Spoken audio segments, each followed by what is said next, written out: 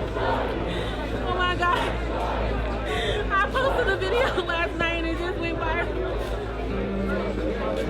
And everybody asked me how do I feel. I don't know how to feel.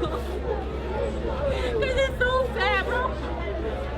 This man was literally right here at 8:00 p.m. yesterday. I'm walking my cousin to the store and I just see him on the ground. I'm like, what is going on? I pull my camera out. This man cannot breathe at all. He's like, please, I can't breathe. I can't breathe. And they did not care. They killed this man. And I was right there. I was like 5 feet away. It is so traumatizing.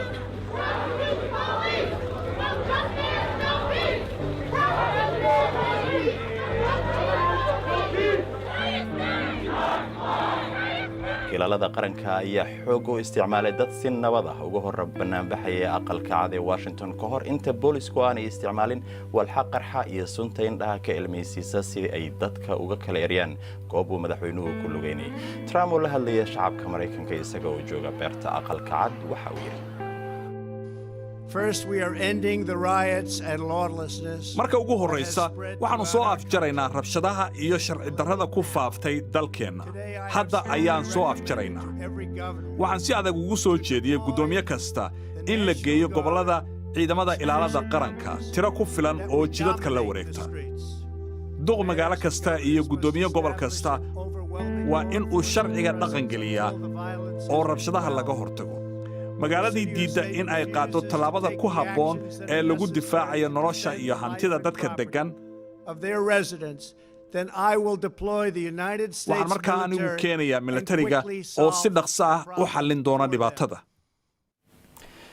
وهاجاج وحلا isku raacsan yahay in Mareykanka aanay soo marin rabshado jinsiyadeed oo heerkan la egtaniyo dhamaadkii 1960maadkii markii la dilay Martin Luther King qaabka uu dhintay George Floyd iyo sida weyn ee looga falceliyay ayaa mar kale waxa ay muujinaysaa kalsooni darrida aadka u weyn iyo colaadda ay booliska u hayaan malaayiin dadka madow ah ee Mareykanka wariyaha BBC-da Nick Prine ayaa dhacdooyinkii toddobaadkan la meel dhigay taariikhda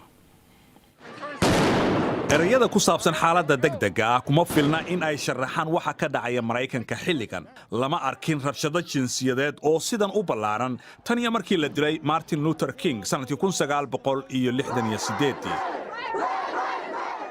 haddii muuqaaladani aynu ka dhigno madow iyo caddaan waxay u ekaanayaan kuwii lixdameeyadii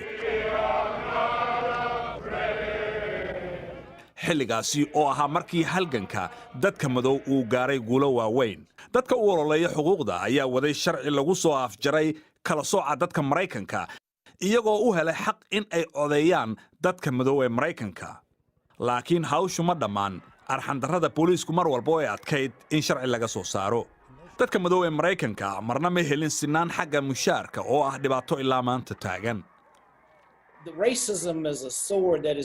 xanuunka cunsuriyadda muddo ayuu taagnaa waa dhaawac markii uu bogsan rabo haddana mar kale ay dhacdooyin dib u damqiyaan dad badan ayaa filaya in doorashada madaxweynihii ugu horreeyay ee madow ah ay dhayi doonto dhaawaca dadka madow laakiin Barack Obama marna ma doonayn inta xafiiska uu joogay in lagu qiimeeyo midabkiisa inuu madaxweyne noqday kama tarjumayn xaqiiqada in horumar laga gaaray xuquuqda dadka madow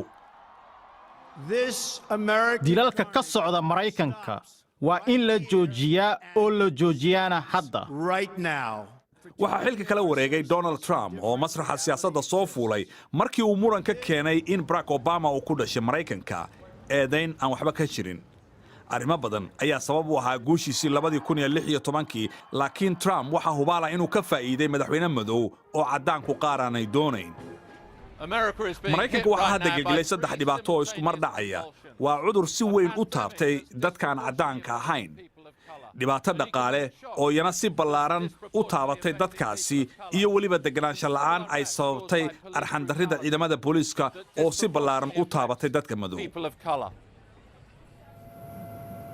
kala qaybsanaanta jinsiyadeed waa hab Mareykanka u degsan waxa aynu arkaynana ma aha wax cusub laakiin waa dhibaato soo jireena oo sii socota